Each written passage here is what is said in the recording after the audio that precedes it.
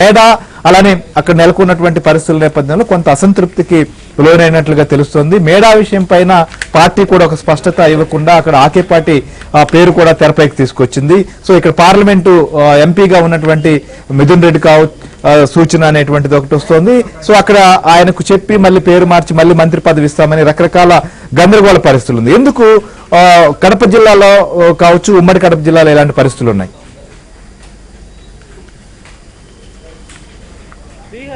CM Jagan Reddy సొంత ఇలాకా ఉమ్మడి కడప జిల్లాలో ప్రస్తుతం చాలా ఎమ్మెల్యేల విషయంలో సిట్టింగ్ ఎమ్మెల్యేల మార్పులో చాలా కన్ఫ్యూజన్ లో ఉన్నారు. ఈ గత వారం రోజుల నుంచి ఇక్కడ చాలా పుకార్లు షికారులు అవుతున్నాయి. ప్రధానంగా తీసుకుంటే కన్నా రాజంపేట డిక్లేర్ అయిపోయి, ఎందుకంటే రాజంపేటలో అతను నిన్ను మేడా మల్లికార్జున రెడ్డి అనే వ్యక్తి 2 సార్లు ఎమ్మెల్యే వైసీపీకి, టీడీపీ నుంచి వైసీపీకి వచ్చాక మేడా మల్లికార్జున రెడ్డి 2 సార్లు ఎమ్మెల్యేగా కొనసాగడం జరిగింది. ఇతన్ని ఈసారి కన్ఫామ్ గా తప్పకుండా నిన్ను తీస్తున్నాము, సిట్టింగ్ లేదు అని చెప్పి కన్ఫామ్ కరాఖండిగా నేను చెప్పిట్లు మనకు తెలుస్తుంది. ఈ స్థానంలో ప్రస్తుతం కడప జడ్పీ చైర్పర్సన్ అమర్నాథ్ రెడ్డికి ఇస్తున్నట్లు, ఇది మొదటి నుంచి కూడా అమర్నాథ్ రెడ్డి అతని మధ్య వర్గ విభేదాలు ఉన్నాయి. చాలా కాలంగా అమర్నాథ్ రెడ్డికి ఇవ్వాలని చాలా పట్టుబట్టారు చాలా కాలంగా. సో ఈ నేపథ్యంలో మిథున్ రెడ్డి, అక్కడ ఉన్న రాజంపేట ఎంపీ మిథున్ రెడ్డి చక్రం తిప్పి ఈ మేడా మల్లికార్జున రెడ్డి ఎవరైతే ఉన్నారో ఆయన లేకుండా అమర్నాథ్ రెడ్డి మార్చాలని, అమర్నాథ్ రెడ్డికి ఇవ్వాలని చెప్పి టికెట్ పట్టుబట్టడంతో దాదాపుగా అమర్నాథ్ రెడ్డి కన్ఫామ్ అయినట్లుగా మనకు తెలుస్తుంది. మేడాకైతే పిలిచిన జగన్ రెడ్డి పిలిచి చెప్పడం జరిగింది, లేదు నీకు ఏమనుకోవద్దు, తర్వాత నీ తనలో ఆలోచన చేస్తాము, నీకు సరైన న్యాయం చేస్తాము అని చెప్పి చెప్పడం జరిగింది. మేడా కూడా తిరిగి రావడం కూడా జరిగింది. ఇకపోతే ఇక్కడ పోతే మైదుకూరు రఘురామరెడ్డి వరుసగా ఆయన కూడా ఎమ్మెల్యే కావడం జరిగింది వైసీపీలో 2 సార్లు. ఆయన కూడా ఇప్పటికే కరాఖండిగా చెప్పేట్టు తెలుస్తుంది, మైదుకూరు ఇటువంటి పరిస్థితులు మిమ్మల్ని మారుస్తున్నామని చెప్పి. అక్కడ కూడా కొత్త క్యాండిడేట్ మైదుకూరు ఏంటంటే అక్కడ ఆల్టర్నేటివ్ కూడా క్యాండిడేట్ వైసీపీకి లేడు ఇంతవరకు. మళ్ళీ ఆయన కొడుక్కే ఇద్దామనేది కూడా ఆలోచనలో ఉన్నట్లు తెలుస్తుంది. అలాగే పొద్దుటూరు తీసుకుంటే, పొద్దుటూరు వైసీపీకి రాచమల్లి పవర్ఫుల్ గా ఉన్నప్పటికీ అతని మీద అనేక ఆరోపణలు ఉన్నాయి. సో ఆ నేపథ్యంలో బీసీకి ఇవ్వాలనేది అక్కడ కూడా వర్గపోరు నడుస్తుంది. ఎమ్మెల్సీ రమేష్ యాదవ్ అని అతనికి అక్కడ రాచమల్లికి, సో అక్కడ రమేష్ యాదవ్ అయితే బీసీకి కేటాయిస్తే అక్కడ రమేష్ యాదవ్ కేటాయించాలనేది ఒక ఊహాగానాలు జరుగుతున్నాయి. అలాగే కడప డిప్యూటీ సీఎం అంజాద్ బాషా, అతను ప్రజెంట్ మంత్రిగా కొనసాగుతున్నాడు, అతను కూడా 2 సార్లు ఎమ్మెల్యేనే. అతను కూడా మార్పు చేయాలి ఈసారి. కడపలో అతనికి కూడా భూ కబ్జాల విషయంలో కూడా చాలా విషయాల్లో మైనార్టీలో చాలా చెడ్డ పేరు వచ్చింది.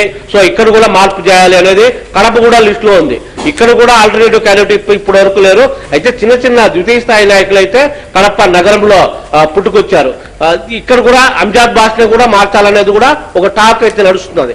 అలాగే కమలాపురం ఆయన సొంత మేనమామ కమలాపురం రవిరెడ్డి, ఆయన కొడుకు ఇవ్వాలి అనేది అక్కడ కూడా తేవడం జరిగింది. రవిరెడ్డిని కూడా మారుద్దామా అనేది కూడా. అయితే కుటుంబంలో ఇప్పటికే కొన్ని కలహాలు ఉన్నాయి కాబట్టి మళ్ళీ విజయం ఏమైనా ఎంటర్ అవుతుందామో, ఎందుకంటే ఆయన రవిరెడ్డికి స్వయంగా అక్క కాబట్టి గతంలో రాజశేఖర రెడ్డి ఉన్నప్పుడు ఈయన హయాంలో కూడా ఆ విజయమ్మనే వీళ్ళని సర్దుబాటు చేయడం జరిగింది ఎమ్మెల్యే టికెట్ విషయంలో.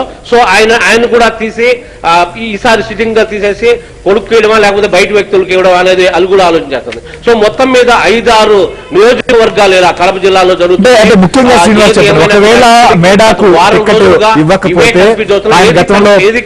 తెలుగుదేశం పార్టీలో ఉంటూ కూడా మారినటువంటి పరిస్థితి, తర్వాత వైసీపీ నుంచి కూడా ఆయన ప్రస్తుతం ప్రాతినిధ్యం వహిస్తున్నారు. అయితే ఒకవేళ ఆయనకు టికెట్ నిరాకరిస్తే ఏంటి, ఆయన కావచ్చు ఆయన అనుచరులు ఏం చెప్తున్నారు?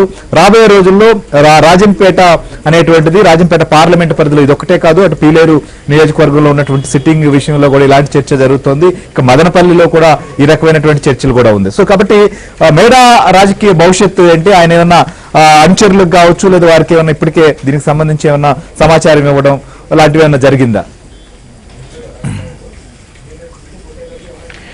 రాజంపేట మేడా మల్లికార్జున విషయంలో శ్రీహరి, ఎందుకంటే గతంలో మనం చూసాము టీడీపీలో ఉండేవాడు, టీడీపీ నుంచి వైసీపీకి రావడం జరిగింది. ఆ తర్వాత మళ్ళీ అతను టీడీపీ వైపు మొగ్గు చూపుతుంటే వాళ్ళ వర్గీయులు కొంతమంది, వాళ్ళ బంధువులు, తప్పకుండా జగన్ రెడ్డి దగ్గరే ఉండాలి అని చెప్పి మళ్ళీ కష్టం మీద అతన్ని మెప్పించి, అతనికి ఇష్టం లేకపోయినా అతన్ని మెప్పించి మళ్ళీ సెకండ్ టైం జగన్ రెడ్డి దగ్గర చేర్చి మళ్ళీ టికెట్ ఇవ్వడం జరిగింది. సో ఈసారి అయితే అతనికైనా దాదాపుగా అతన్ని తప్పించినట్టు ఇప్పుడు లెక్క.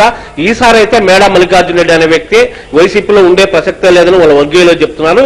ఎందుకంటే ఆయన కొందరు బయట వర్గీయులు, అంటే అతని కుటుంబ సభ్యులు కొందరు జగన్ రెడ్డి వైపు ఉన్నా కూడా మిగిలిన అతని వర్గీయులు కొంతమంది చాలా వరకు టికెట్ ఇవ్వకపోతే వైసీపీ నుంచి తప్పకుండా మళ్ళీ టీడీపీలకైనా ప్రయత్నం చేయండి అనే విధంగా మేడాకు నిన్నటి నుంచి కూడా ఎప్పుడైతే జగన్ రెడ్డి స్వయంగా చెప్పాడు మీకు టికెట్ లేదు ఇస్తారని చెప్పి అప్పటి నుంచి కూడా వీళ్ళ వర్గీయులు కొంతమంది మేడాకి మీరు తప్పకుండా మళ్ళీ టీడీపీని రిక్వెస్ట్ చేస్తే చంద్రబాబు తప్పకుండా మీకు అవకాశం కల్పిస్తాడు.